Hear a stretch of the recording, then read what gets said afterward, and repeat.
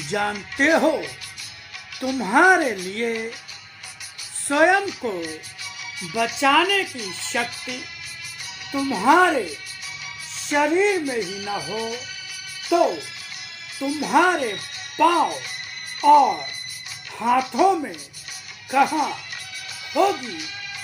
कहाँ जाकर स्वयं को बचाओगे? क्योंकि मुझे तुम्हारे साथ दौड़ भाग करने की भी आवश्यकता नहीं होगी।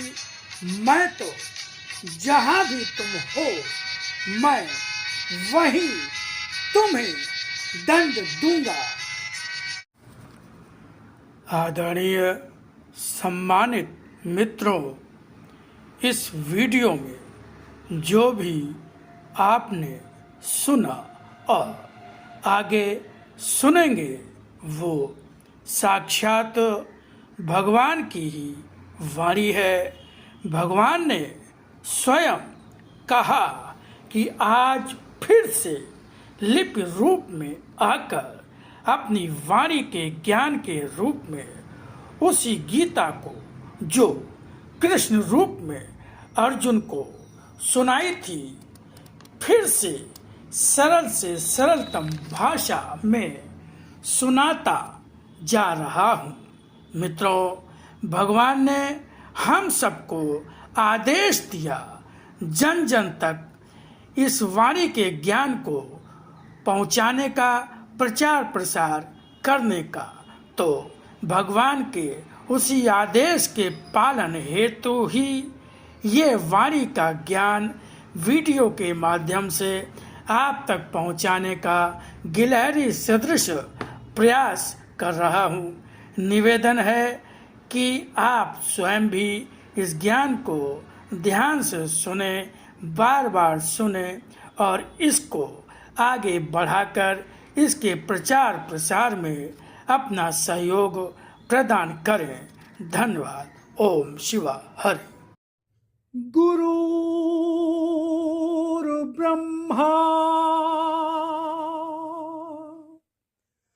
गुरुर्विष्णु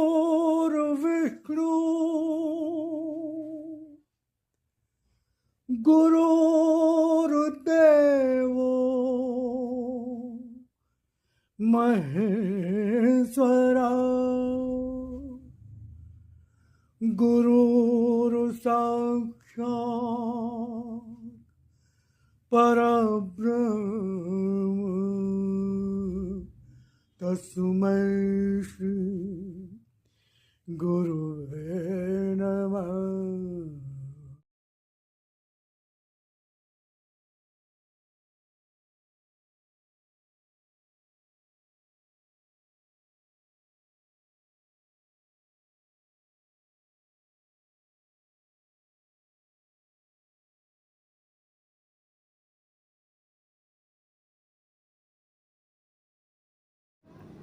मन में मुझको ही पाओ, जीवन में अशांत का आ जाना स्वस्थ मन का परिचय नहीं देता।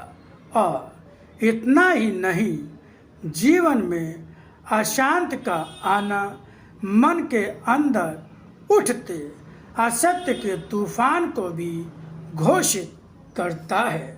जीवन किसी का भी नहीं होता जो जब मेरा होता है।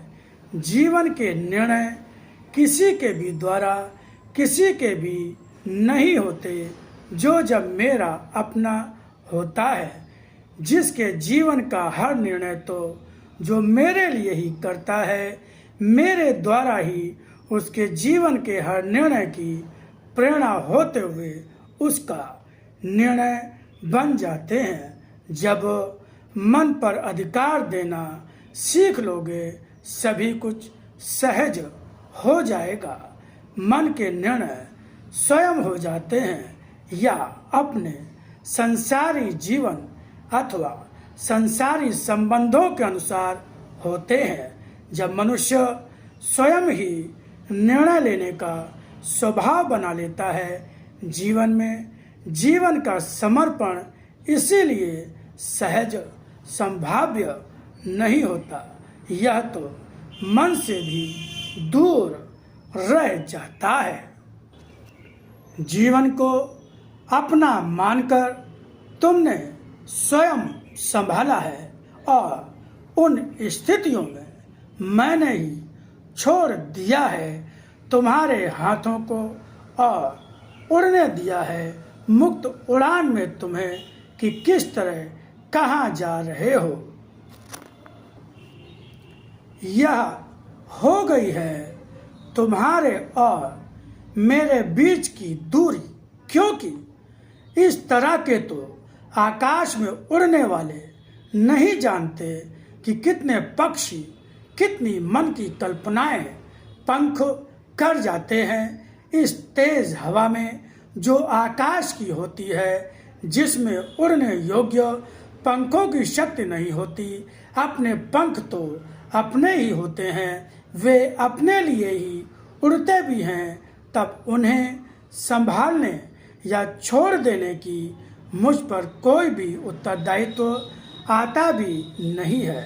जो मेरे लिए आकाश में उड़ते हैं वे ही पंख शक्तिशाली और उद्देश्यपूर्ण दिशा में मेरी ही इच्छा और मेरे ही इंगित पर उड़ते होते हैं, या आकाश भी उनका सहारा बन जाता है।